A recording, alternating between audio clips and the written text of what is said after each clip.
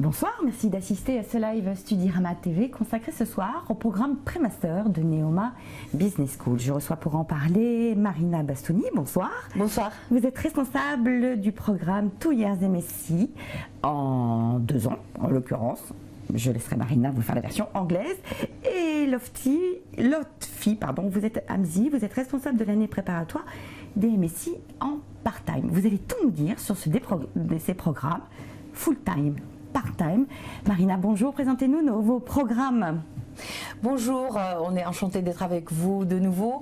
On est là pour discuter et présenter à nos candidats la possibilité d'intégrer des programmes Master of Science et MSc, Master spécialisé, après avoir effectué des études de licence en 3 ans ou des études de bachelor en 3 ans, ou éventuellement après avoir effectué des études dans une matière, dans une discipline qui n'est pas le management. Donc le message de base, c'est que quelqu'un qui n'a pas fait des études de commerce est le bienvenu de tenter ses chances pour intégrer un master spécialisé ou un Master of Science à Neoma Business School dans un parcours qui va être composé de 2 ans d'études, hein, l'année pré-master qu'on est ici pour discuter et l'année MSc ou Master spécialisé. Lotfi, vous êtes donc responsable d'une année préparatoire. Entendons-nous, rien à voir avec les CPGE, les prépas, ça n'a rien à voir. À quoi conduit cette année préparatoire? Alors, comme le disait Marina, c'est une année donc destinée à des candidats qui ne peuvent pas accéder directement à un master spécialisé ou à un Master of Science. Donc le but, c'est bien sûr de leur donner cette chance pour qu'ils puissent en une année acquérir à la fois les compétences, mais également les crédits ECTS nécessaires, 60 crédits en l'occurrence nécessaires, pour qui viennent s'ajouter bien sûr à leurs crédits acquis pendant les 3 premières années qu'ils ont passées, soit dans une école de commerce, soit dans une université, l'ensemble leur permettant d'accéder et de postuler après pour un master spécialisé ou un Master of Science.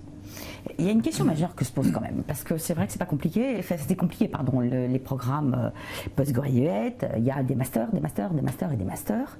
Comment distingue-t-on, on va peut-être commencer par cette question, un MSc d'un master spécialisé? Je vais donc vous présenter ce que c'est un MSc, c'est un Master of Science, c'est un programme qui est ouvert au Bac+4 a priori, et donc on est là aujourd'hui pour voir comment quelqu'un avec un Bac+3 peut y accéder. Un Bac+4 est un programme complètement anglophone, dont le titre MSc Master of Science. Il s'agit de programmes qui sont visés par la conférence des grandes écoles, qui sont accrédités par la conférence des grandes écoles de toute façon, et ils se distinguent par le fait qu'ils sont composés d'une partie des cours qui durent entre 7 et 9 mois et un stage pratique et une thèse professionnelle. Et ça se différencie par rapport au Master of Science. Alors, le Master spécialisé, lui, est un programme qui est destiné pour 70% des effectifs recrutés à des gens qui ont déjà un Bac+5. Donc c'est considéré par la conférence des grandes écoles, puisque là aussi c'est un label conférence des grandes écoles, c'est considéré comme un Bac+6. Une fois qu'on sort avec cette formation, on est censé avoir un Bac+6. Donc les personnes qui ont un Bac+5 ou des personnes qui ont un Bac+4, mais avec 3 années d'expérience professionnelle, qui peuvent accéder, qui sont éligibles à ce programme-là. Ça, c'est dans une proportion de 70% des effectifs. Les 30% qui restent sont justement destinés à des gens qui n'ont pas ce profil, mais qui ont un Bac+4, sans expérience professionnelle. C'est justement dans cette perspective que nous nous situons en ouvrant ce programme cette année préparatoire. C'est pour prendre des gens qui ont seulement un Bac+3 pour les préparer pendant une année pour leur donner l'équivalent d'un Bac+4. Et ainsi, ils peuvent accéder et candidater à nos masters spécialisés. Ce sont des programmes francophones? Ce sont des programmes, alors justement les programmes part-time sont des programmes francophones majoritairement, même si aujourd'hui on met quelques matières en anglais, mais pour l'essentiel c'est des programmes en français, absolument. Vous dites part-time. Que faut-il comprendre derrière cette appellation? Alors, je précise, le format part-time s'applique à partir de l'année de spécialisation. Donc, pour un étudiant qui a un Bac+3, il arrive sur un programme ou une année préparatoire. Donc, il va faire tout en full-time. On rentrera peut-être dans le détail et on répondra aux questions le cas échéant. En revanche, lorsqu'il est déjà en master spécialisé, il suit un programme où il est à la fois en contrat d'apprentissage, contrat de professionnalisation, mission en entreprise, quel que soit le format juridique, et il revient à l'école une fois tous les 15 jours. Le programme donc dépend de chaque master, mais c'est à peu près ça, une fois tous les 15 jours, 2 ou 3 jours par quinzaine, pour suivre des cours, et ensuite il retourne à l'entreprise. Voilà donc pourquoi on l'appelle part-time en fait, parce qu'il y a une partie en entreprise et une partie chez nous à l'école. L'année préparatoire ne l'est pas, n'est pas en part-time. De même que le MSI n'est pas en part-time non plus, ni en alternance. Comment, alors, quel est le contenu de chacun de vos programmes, quel est le contenu de la formation de chacun de ces programmes, sachant qu'il y a une rupture entre l'année préparatoire et le programme à suivre. En revanche, vous, c'est une continuité? Pendant l'année préparatoire, donc la première année MSI, les étudiants vont suivre des cours qui vont les mettre à jour, je dirais, sur tout ce qui se passe dans le monde de l'éducation d'une école de commerce, afin de leur donner en même temps une compréhension globale de tout ce qui se fait dans le marché actuellement, que ce soit donc un module qui s'appelle Digital Economy, économie digitale pour les MSI, que ce soit un module qui s'appellerait géopolitique, donc Geopolitics and Global Governance. Donc déjà se mettre dans cet esprit des études de commerce avancées. Et puis, suivant le profil, on va insister plus ou moins sur l'acquisition de tout ce qui est les fondamentaux des études de commerce. Ça peut être des compétences quantitatives, des connaissances de la comptabilité, de la finance, tout ce qui manque en fait à un profil d'un étudiant qui a une licence en langue ou une licence en psychologie. En l'occurrence, je pense à un étudiant qui avait une licence en psychologie et qui maintenant travaille en banque en Angleterre. Je ne veux pas nommer la banque, mais c'est exactement ce passage que cette année préparatoire vise à effectuer. Quelqu'un qui n'a pas les compétences pour accéder directement à un Master of Science dans une école de commerce peut le faire dans l'espace d'une année, qui est un travail concentré pour les Master of Science, toujours en anglais, pour des carrières internationales, mais dans le même principe pour un master spécialisé. Absolument. Pour un master spécialisé, c'est le même principe. Donc on a une formation qui tourne autour de matières basiques, à la fois d'ouverture déjà, donc par exemple droit de l'entreprise, par exemple aussi l'environnement international d'entreprise, le management stratégique de l'entreprise, et après au fur et à mesure qu'on avance, on rentre dans des spécialisations sans pour autant faire des cours pour des spécialistes, notamment les fondamentaux du marketing, les fondamentaux des ressources humaines, les fondamentaux de la finance, etc., pour préparer les étudiants à leur deuxième année justement, qui correspond à leur choix initial. Parce que les étudiants, on abordera cette question, lorsqu'ils arrivent, ils arrivent en ayant un choix, ou en ayant choisi un master spécialisé d'office. Donc ils rentrent chez nous et on les sélectionne parce qu'ils veulent faire un parcours, un master spécialisé, sauf qu'ils le font en 2 ans. Et donc cette année préparatoire, justement, c'est une année qui permet de préparer tous les étudiants avec des spécialisations à l'intérieur, ou en tout cas des préparations à des spécialisations, pour que lorsqu'ils arrivent en deuxième année, eh bien, s'ils font de la finance pour eux, c'est déjà quelque chose qui leur parle. S'ils font du marketing, c'est la même chose. S'ils font du digital, c'est la même chose, etc. D'ailleurs, afin de construire nos parcours, de construire les curriculums, excusez-moi, les programmes, on regarde exactement les besoins des étudiants par rapport à leurs objectifs. Moi, je veux faire du marketing. Donc, pour faire le marketing, qu'est-ce qui vous manque? J'ai fait la psychologie. Qu'est-ce qui vous manque? Il vous manque la stratégie, il vous manque les fondamentaux du marketing. Donc, on essaie au maximum de suivre et de répondre aux besoins des différents profils. Ça veut dire que c'est ouvert à beaucoup de profils et quelque part j'ai l'impression qu'on vise une double compétence à travers vos programmes. Est-ce que ce sont basés, est-ce que vous cherchez des... Parce que moi, il y a Théo qui vous a posé une question, il est en bachelor management, qui est dans la lignée, en fait, vos MSI ou MS sont dans la lignée de ce qu'il a préparé. Est-ce que vous parliez d'un profil psycho, des juristes, des économistes, des chimistes, des gens qui ont étudié l'archéologie. Je vais dire, il y a quelque chose qui je trouve absolument nécessaire à comprendre.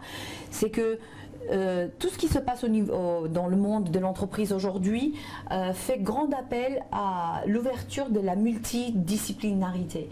Le temps où on se spécialisait à faire que la comptabilité est passée. Le digital et l'intelligence artificielle délivre une série de services qu'on était en train de faire dans le passé nous-mêmes. Maintenant, ce qu'il nous faut, c'est des candidats qui ont une perspective ouverte et qui ont besoin quand même d'avoir les fondamentaux de comment bouger dans le monde de l'entreprise et de bouger dans les marchés qui sont devenus digitaux, etc. Donc absolument ouverture, c'est ça le message. Ouverture à toutes les disciplines. Tout le monde est capable d'intégrer un master ou un master spécialisé d'une grande école de commerce comme Neoma Business School si on sélectionne de faire ce passage par l'année International Pre-Master pour nous, les MSI, ou année préparatoire pour les Master of Science. Absolument. Alors, j'ajoute une difficulté de trajectoire. Là, vous offrez la possibilité d'aller vers un MSI, d'aller vers un MS. Il y a aussi un autre master qui est le master grande école. Qu'est-ce que je fais après mon bac plus 3? C'est quand même compliqué de choisir. Est-ce que je rentre en programme grande école? Pourquoi je prends le MSI? Pourquoi je vais vers un MS? Tout dépend du projet professionnel de l'étudiant. Donc, comme on le sait, le programme grande école est un programme généraliste. Il y a bien sûr des spécialisations en dernière année, mais dans le cadre de nos MSI et de nos masters spécialisés, il s'agit tout de suite de choisir sa spécialisation. Donc on veut se former sur des métiers, et parce qu'on veut se former des métiers, on vise directement un MSI ou un MS. Il ne s'agit pas du tout de la même chose lorsque on veut faire un master grande école. Un master grande école, encore une fois, ça reste très généraliste, et donc ça permet aux étudiants de prendre le temps de réfléchir, de choisir leur futur métier et de se former au management de manière beaucoup plus générale. Voilà la différence fondamentale. J'allais ajouter, si on compare aussi, comment dirais-je, le feeling, l'atmosphère, dans le programme grande école, les candidats, les étudiants arrivent, ils savent qu'ils vont passer un nombre d'années à étudier généraliste, à faire des stages, à partir à l'étranger, etc. pour les programmes de Neoma Business School. Les étudiants qui arrivent en Master of Science ou Master spécialisé, ils sont vraiment beaucoup plus versés, donc toute l'atmosphère change. Ils sont complètement objectif professionnalisation, objectif carrière. Donc c'est un feeling complètement différent. Il ne faut pas mélanger non plus les MBA. Les MBA arrivent dans la vie, la carrière d'un professionnel un peu plus tard, une fois qu'on a quand même acquis plus ou moins 5 années d'expérience, je dirais, une fois qu'on est déjà dans l'exécutif. Le master, il se place, le Master of Science, le master spécialisé, il se place entre l'esprit du programme grande école, qui est un esprit un peu plus jeune, un peu plus, je dirais, dans le développement, dans la découverte, et le monde professionnel. On est vraiment beaucoup plus proche et beaucoup plus angoissé sur trouver l'entrée professionnelle, trouver la porte vers ma carrière. Je pense que les étudiants qui sont en programme grande école. Ajoutez que vous avez une dimension internationale très forte et une dimension professionnalisante encore plus forte avec l'alternance. Oui. Donc en fait, c'est faire le choix tout de suite, soit d'une professionnalisation, d'une spécialisation, certes, mais aussi d'un format d'apprentissage qui est différent de la plupart des programmes grande école, même si aujourd'hui beaucoup de programmes grande école s'ouvrent aussi à l'apprentissage et à l'alternance.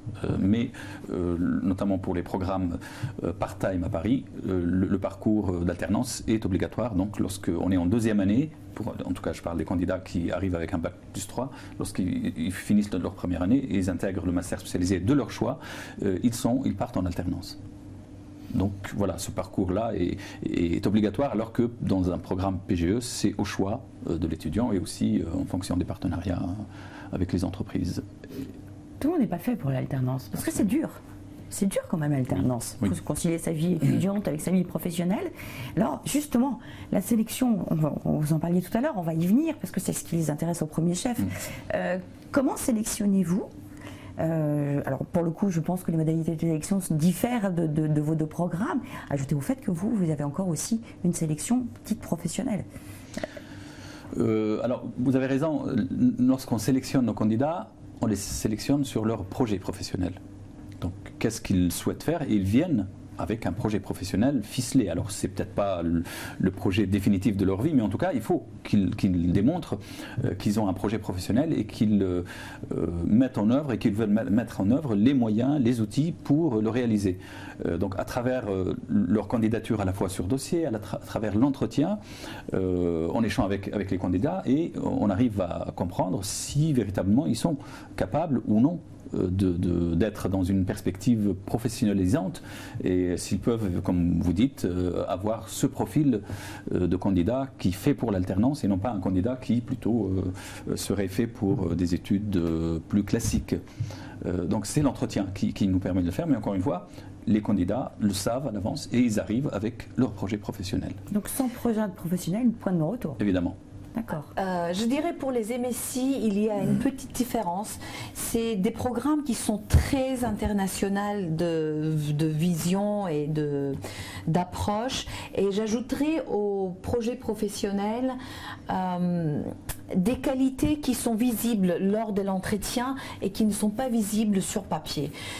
J'entends qu'un candidat qui est curieux, qui est courageux, qui a envie de s'ouvrir, de se découvrir et de bâtir une carrière avec une vision globale, par global j'entends internationale, va être très attirant pour nous.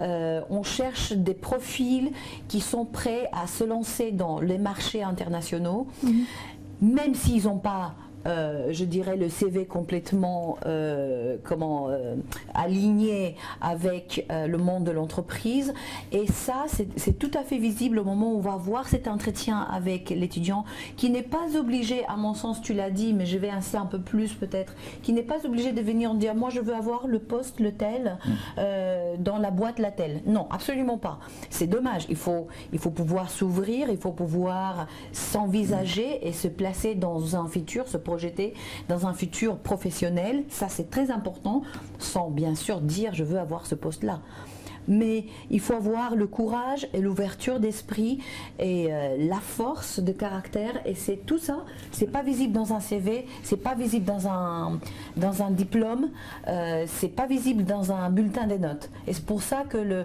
pré-master international ou cette année préparatoire vise tous ces jeunes étudiants qui sont complètement dans l'angoisse de comment je continue dans mes études. Mon message c'est ça, si on est curieux et courageux, this is the program. C'est vrai que d'habitude vous faites face à un public qui a un petit peu plus de maturité, avec pour les MS après un bac plus 5, pour les MSI avec encore peut-être une accumulation de stages et d'expérience internationale. Aujourd'hui vous êtes sur un public bac plus 3 qui a peu d'expérience professionnelle, même s'ils en ont, peu de bagages et background international. Comment arrivez-vous à vous projeter dans ces candidats qui visent des programmes de haut niveau, mine de rien? Qu'est-ce que vous cherchez à déceler chez ces candidats qui diffèrent évidemment des profils que vous avez l'habitude de traiter? Alors, bien évidemment, on reçoit des candidats qui parfois ont très peu d'expérience professionnelle. Ça peut se résumer parfois à un stage de quelques semaines, quelques mois. Et la plupart d'entre eux n'ont pas vraiment une idée très précise, même s'ils viennent avec un projet professionnel, parce que c'est aussi, ça peut être le rêve de leur vie, et parce que leur envie, etc. Mais justement, le but de cette année préparatoire, c'est bien sûr à la fois de leur donner les compétences, le bagage théorique pour ceux qui n'ont pas suivi un parcours en management classique, mais ceux qui l'ont fait, qu'ils approfondissent également leur connaissance en management, mais également on les suit pour qu'ils construisent leur projet professionnel. Alors, de plusieurs façons. Il y a donc des ateliers, il y a des séminaires de coaching, il y a des séminaires de suivi par nos services entreprises de l'école, et on les oblige à faire une mission en entreprise pendant cette année préparatoire. Les cours, je précise, pour en tout cas cette année préparatoire des MS full-time, c'est de septembre à avril, et à partir d'avril, ils sont en mission d'entreprise. Donc, nécessairement, ça les prépare pour l'année suivante. Ils ont une expérience professionnelle en plus de leur bagage des années précédentes.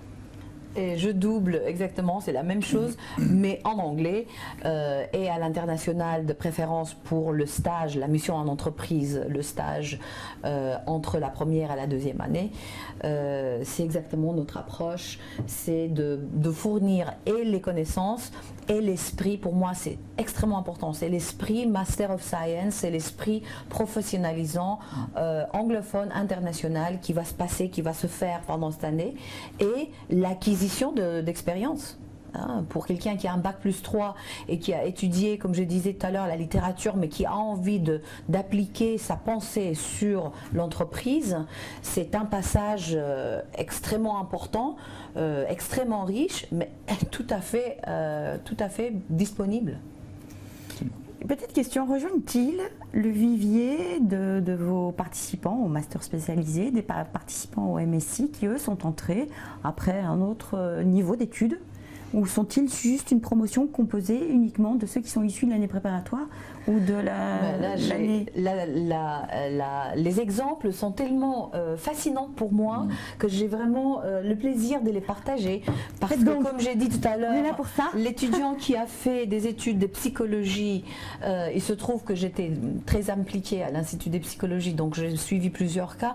Les étudiants qui ont commencé avec une licence en psychologie et qui aujourd'hui travaillent soit en banque, là c'est un exemple en Angleterre, bon, il y a le Brexit qui va se voter aujourd'hui, mais bon, je ne fais pas plus de commentaires, ou quelqu'un qui a fait aussi des études en humanité, donc en sociologie, et qui aujourd'hui travaille pour une grande compagnie de luxe à New York, les étudiants qui ont fait l'EA, donc langue étrangère appliquée, et qui aujourd'hui travaillent pour un des quatre grands boîtes de consulting à Luxembourg, ou attendez, je pensais à quelqu'un d'autre qui est parti ouvrir sa propre boîte, qui a été soutenu par Neoma Business School, par l'incubateur de start-up à Neoma Business School, et qui aujourd'hui est en train de gagner les prix d'entrepreneurship, qui a commencé par un programme MSI en 2 ans.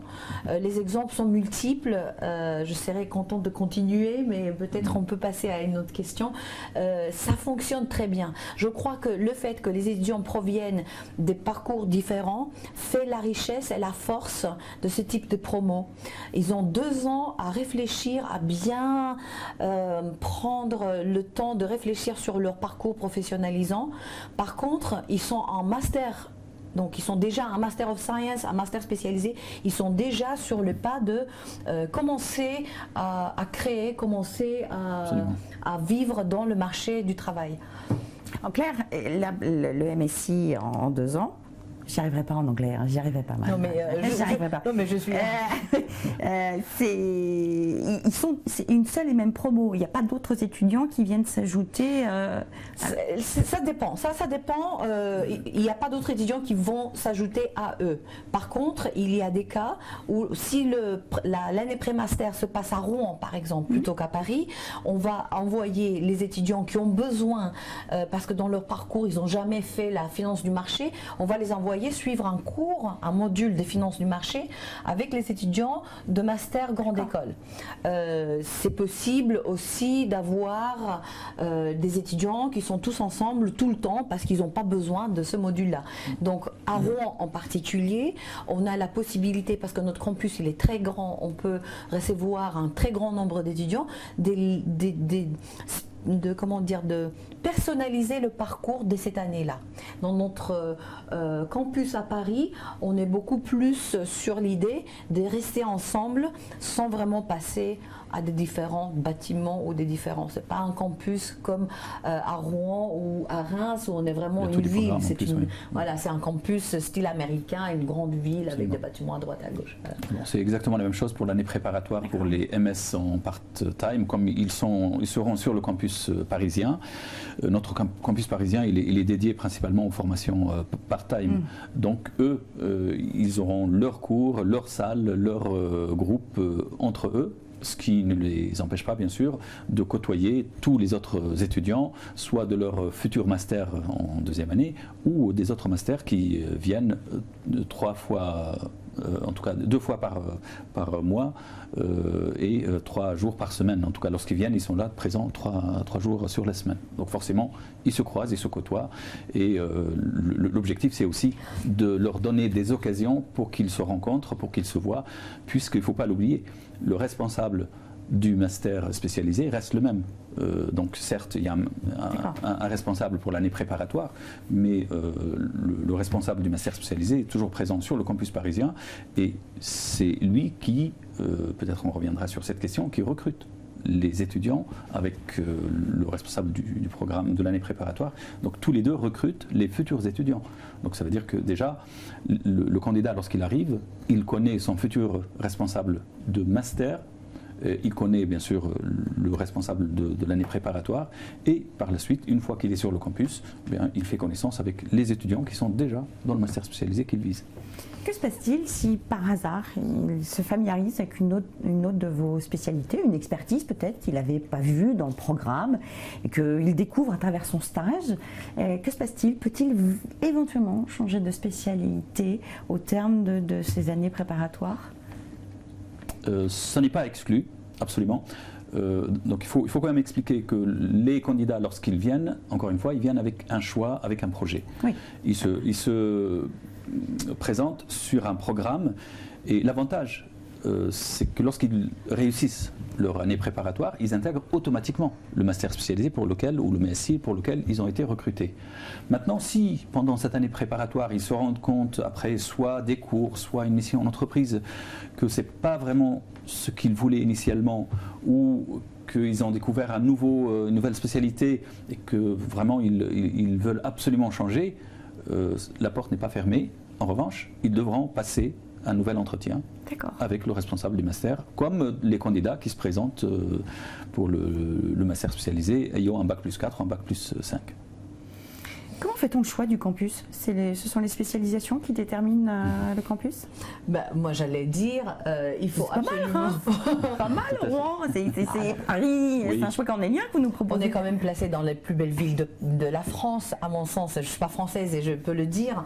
Reims, Rouen, Paris, le triangle du Nord. Mais on sélectionne absolument. On sélectionne notre campus par rapport à notre choix de programme MSI ou master spécialisé. Les masters spécialisés ne sont qu'à Paris. Ne sont qu'en français.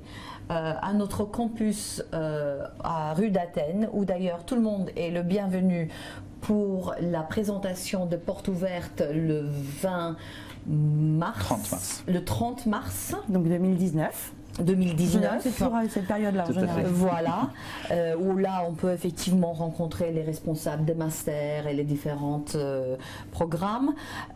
Pour le MSI, pour les programmes MSI anglophones, l'essentiel se passe à Rouen, mais aussi pour cette année, pour la première fois à Paris, on invite nos candidats parisiens à prendre en considération la possibilité d'intégrer un MSI de Neoma Business School en passant une année à Paris et éventuellement la deuxième année soit à Rouen, soit à Reims. Là, ça dépend encore une fois de nos Master of Science qui se proposent en marketing, en supply chain, en management interculturel, en gestion de projet, en finance, etc. Donc je ne veux pas donner plus d'informations, je crois que la personne qui s'intéresse va pouvoir regarder toute cette information sur notre site internet.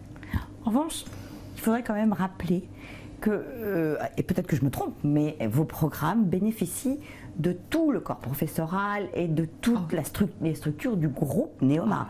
Donc ce ne sont pas des programmes à part, ce sont pas des... C'est vraiment... Enfin, je me trompe peut-être, mais... Absolument pas. Ne vous trompez pas. Quel que soit le lieu, quel que soit le programme, donc le corps professoral de Neoma Business School dispense des cours sur les 3 campus. Donc il y a 170 professeurs permanents plus de 300 intervenants professionnels lourds, sans compter les intervenants occasionnels, partenaires notamment venant d'entreprises, etc. Donc tous ces intervenants peuvent intervenir et faire des cours de manière indifférente en fonction de leur spécialité, en fonction de leur choix et aussi en fonction de la demande des directeurs de programme sur chacun des 3 campus. Vous me regardez rigoler parce qu'effectivement on a la chance, c'est aussi un positionnement stratégique, on a la chance d'être entre Paris, Reims et Rouen, il y a 45 minutes à 1 heure de train. Donc pour nous les deux par exemple devant vous, on ne fait que ça, entre Reims et Rouen. Absolument. Et Paris, et là je ne sais pas d'où tu es arrivé, on va partir ce soir pour une autre ville. Donc voilà, on a la possibilité vraiment d'avoir une mobilité, et les étudiants pareil, les étudiants sont tout à fait appelés et invités à participer à des événements sur un campus ou l'autre. C'est la force des Neoma Business School d'avoir créé cette dynamique entre Paris et Reims et Rouen et les régions Normandie et Champagne. Champagne-Ardenne, je devrais dire. J'ai juste une question très technique. Je suis candidat à Tremplin 2 et est-ce que j'ai le droit de postuler à l'un de vos programmes? Oui. Il n'y a aucun souci. Après, donc je veux absolument rentrer chez Neoma. Donc par tous les moyens. Si un candidat réussit aussi bien Tremplin 2 et un MSI ou un MS en 2 ans, c'est à lui de choisir après. Ce ne sont pas du tout, encore une fois, les mêmes parcours. Ce sont vraiment des trajectoires différentes. Tout à fait. Alors, il sera évalué par un jury différent à chaque fois. Donc, à lui de convaincre ou à elle de convaincre le jury. Absolument. Le moment venu. Donc, il faut vraiment qu'il ou qu'elle soit convaincant devant son jury en fonction du programme choisi. Actuellement, que dois-je faire? Je vais être candidat. Que dois-je faire? Y a-t-il un dossier de sélection? Y a-t-il éventuellement des épreuves de langue pour juger de mon niveau linguistique, pour entrer notamment dans les MSI anglo-saxons? En alternance, est-ce que je dois contacter une entreprise en préalable? Non, c'est en 2e année, pardon, autant pour moi. Donc, que dois-je faire actuellement? Parce qu'on est au mois de mars, les délais se restreignent. Que dois-je faire? Je vais donc répondre pour les programmes Master of Science avec une année préparatoire soit à Paris, soit à Rouen. Le programme ne serait pas différent. C'est un choix au candidat de dire moi je veux vivre à Paris et étudier ma première année à Paris, ou vivre à Rouen pour d'autres raisons et passer ma première année à Rouen. Il faut sélectionner dans la liste des masters qui s'offrent en 2 ans, il faut sélectionner déjà quel master m'intéresse. Je parlais de masters en marketing, en management international, en gestion des projets, en international toujours en anglophone, en finance. Et après, une fois que j'ai fait ce choix, il faut que je prépare tout mon dossier papier, et ça se passe bien sûr sur Internet. Je télécharge mes CV, mes lettres de recommandation et mes scores de tests de langue qui doivent avoir un niveau quand même important, mais pas très élevé, parce qu'on considère que pendant une année, l'étudiant va travailler son anglais déjà dans l'année préparatoire et il va arriver au niveau master avec un niveau d'anglais beaucoup plus fort.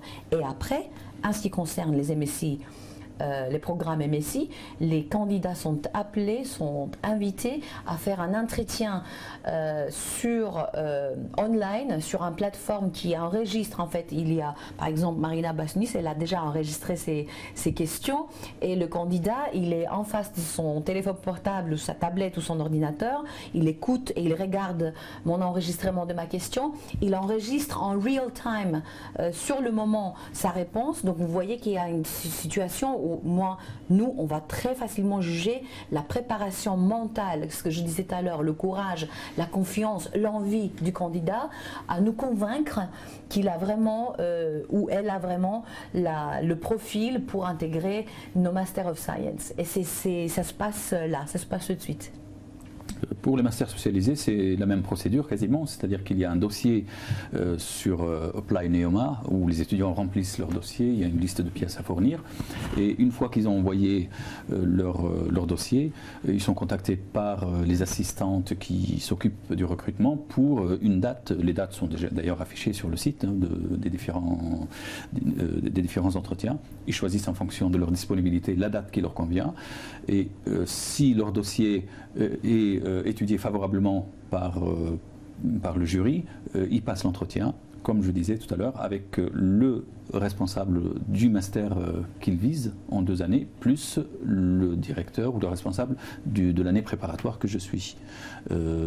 Et bien sûr, lors de cet entretien, on juge de la motivation, on juge du projet professionnel et on juge de la capacité à parler correctement français, parce qu'on a des candidats qui ne sont pas nécessairement des Français, mais qui soit sont francophones venant de pays étrangers, donc là il n'y a aucun souci, ou d'autres candidats qui peuvent avoir par exemple qui sont soit anglophones, soit chinois, soit russophones, etc., mais qui sont en France depuis un certain moment ou qui ont appris le français chez eux, donc on juge de leur capacité à faire des études en français. Et si tous ces éléments sont réunis, eh bien, le candidat est accepté. Pas de FLE nécessaire? Donc absolument pas. On n'a aucun test de langue nécessaire, mais c'est pendant l'entretien et on juge aussi sur le dossier rempli, mais également sur l'entretien oral de la capacité de l'étudiant à s'exprimer. D'ailleurs, faut-il passer le TAJMAJ ou le TAJ2? C'est souvent demandé dans les MS. Et ces candidats, en fait, n'ont pas à fournir, à passer ces tests-là? Non, non, absolument pas. On va les obliger à, à remplir, à acquérir les compétences du TAJMAJ pendant toute une année, à travers multiples modules et multiples professeurs qui vont le suivre et les poursuivre.